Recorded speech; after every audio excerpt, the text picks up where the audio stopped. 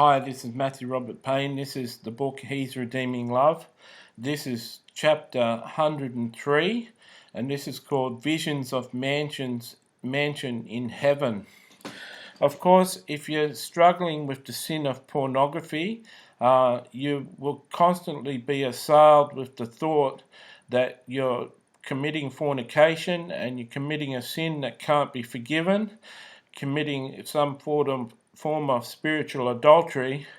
And depending on your upbringing, depending on whether you believe in the New Covenant grace doctrine or you're brought up in a legalistic sort of judgmental God is an angry God sort of upbringing, depending on what you believe, you may believe that you're going to hell. You may believe as a Christian you'll be a Christian that goes to hell if you don't get on top of your pornography addiction. Now, I've been fortunate recently for God to start to convince me that I'm not going to hell. How Jesus has done that in my life is he's given me prophecies in the past saying that he loves me with an everlasting love. And an everlasting love is a love that lasts forever. Where said that Jesus in John 3:16 that for God so loved the world that he gave his only Son, that whoever believeth in him shall have everlasting life. Now that everlasting life is eternal life and life that lasts forever on earth and then in heaven. So when Jesus says he loves you, or God says he loves you with an everlasting love, that means that he's going to love you all the way through earth and he's going to love you all the way through heaven. So it's comforting to know that you're loved and you're going to go to heaven. But recently, about a year ago, I was in bed talking to Jesus, and I suddenly ended up having a vision in my mind's eye, where you see a memory, or where you remember a movie in your mind and you remember a scene in the movie. In your mind's eye, I saw myself on a back deck of a house, and Jesus was having a drink with me, and we're in heaven. And Jesus said this was the back deck of my house, and it was overlooking a sea in heaven, or a lake in heaven.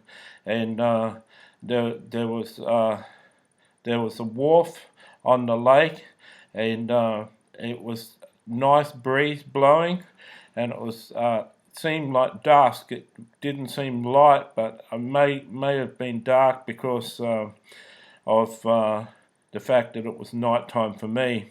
Anyway, I got the word in my mind that we're drinking a pina colada, and at that time I didn't know what a pina colada was, and then I later found out that it was Malibu rum and pineapple juice. But when Jesus said I was drinking a pina colada, I could taste pineapple juice came into my mouth. I could taste pineapple juice, even though I wasn't physically in heaven drinking the pineapple juice in my body. In my mind I was drinking it and having sips of it, and it manifested in my body. I could taste pineapple in my mouth.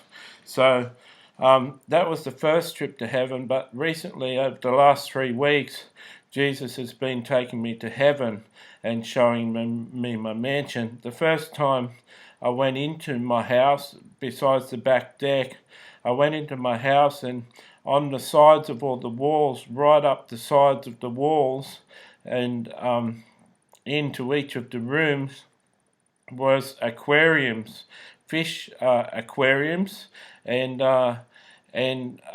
fishes were swimming through all the walls in these glass aquariums from room to room. And I noticed when I went into a room with Jesus, the fish would follow.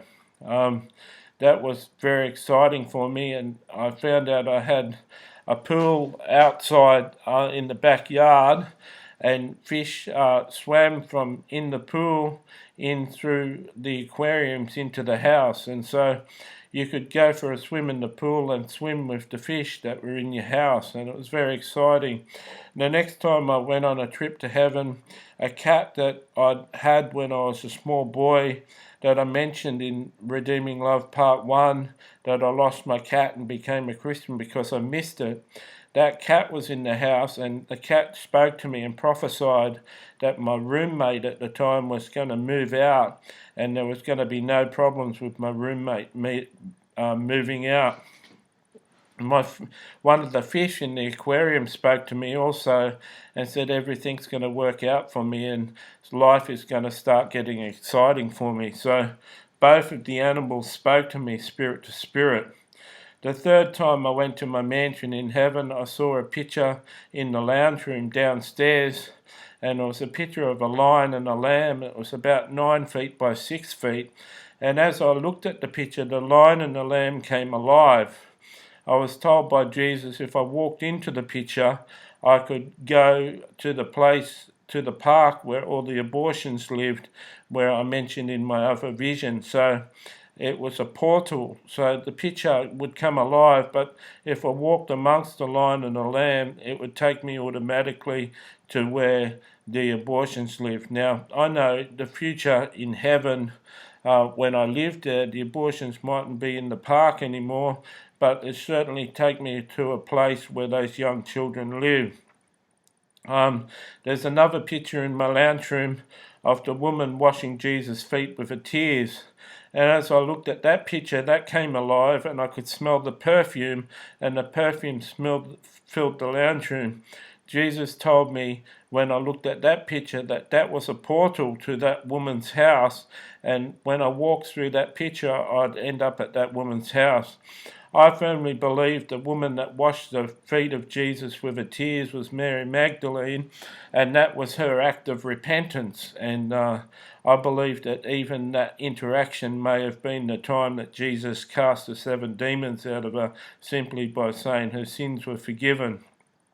So I can't prove that's Mary Magdalene. I just think that that's a portal to her house, and I always ask Jesus when I was in heaven, could I visit Mary Magdalene often and have coffee with her, and I believe that's a portal to her house.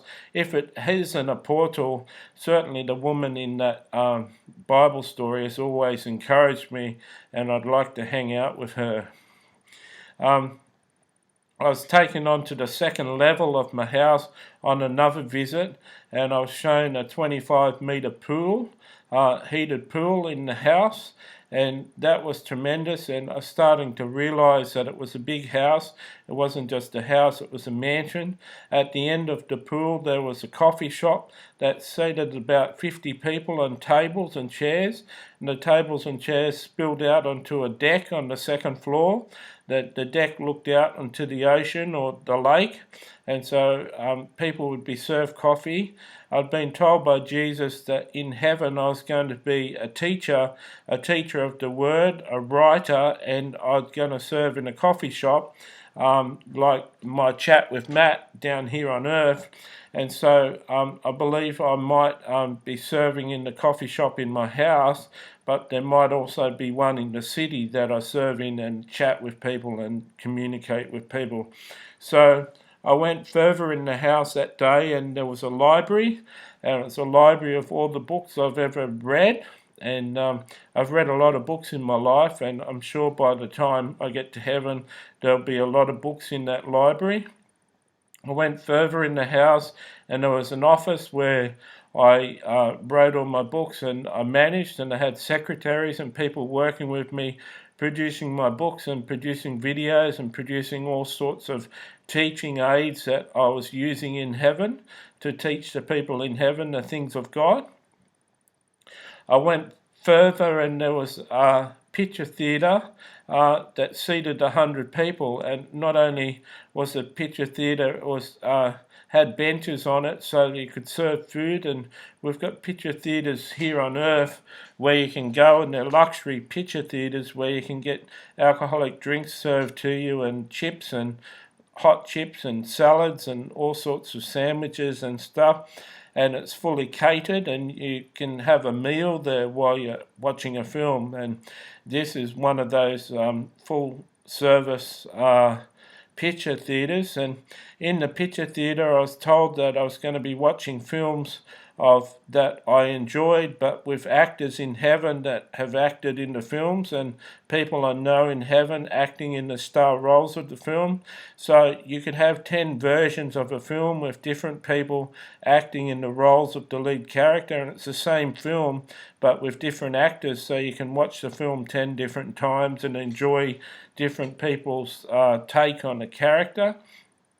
And I also was told that some of the films in heaven were films that I'd written and had people acting, and I currently know I've already written 2 screenplays that have been shot and acted in heaven and have got scores and professionally been made in heaven. And there are 2 films I wrote earlier in my life. One was based on my book, The Fallen Ones, and one was based on my book, The Chosen Ones. And both films are successful films in heaven. And so that's all I've seen of my mansion in heaven. On the back dock, I've seen more. On the back dock of my house, there's a boat that if people slept in heaven, it had 8 berths in it, so it had 8 bedrooms in it where it could sleep 8 people in the boat. It's fully functional kitchen and everything in the boat, so it's a very big cruiser, and we go out into the sea or onto the lake on cruises in that. And around the front of the house was a table that seated about 60 people, a long table, and I'd seen that table in a film and with an extended Italian family, and I always wished that, I wish I knew enough people that I could sit down at a table like that and have a meal with all my friends and family there. And there's a deck right around my house, and my house is built with exposed beams and polished wood, and the kitchen downstairs is a fully commercial kitchen. It's a center console kitchen with all the bench space in the middle and all the implements and ovens and everything on the outside. There's a walk-in cool room with all sorts of meats in the cool room already cooked and ready and prepared. And apparently I've been told by Kat Kerr, Katkerr,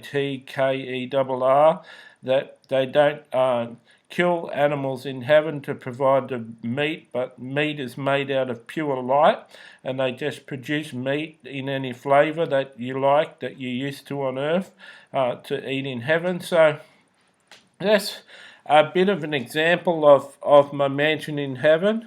I've seen 2 stories of the 3-story mansion. I haven't seen the 3rd story of my house so far, but what is exciting to know, what's exciting to know over the 10 visits I've had to my mansion and seeing different things is that I definitely, if I've got a mansion in heaven and all those things about being a writer, having my films produced, having my books, having books I've written, books I've read,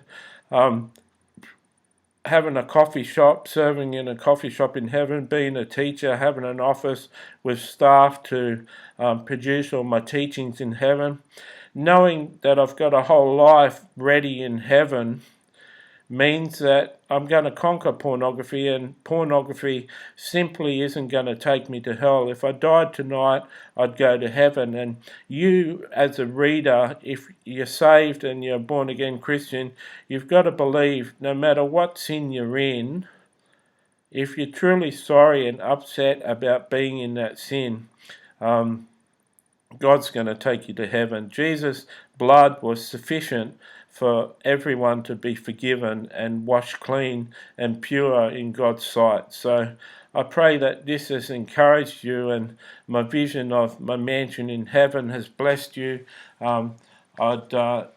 If you become a friend of mine on Facebook, perhaps you can see an update of my mansion in heaven in the future.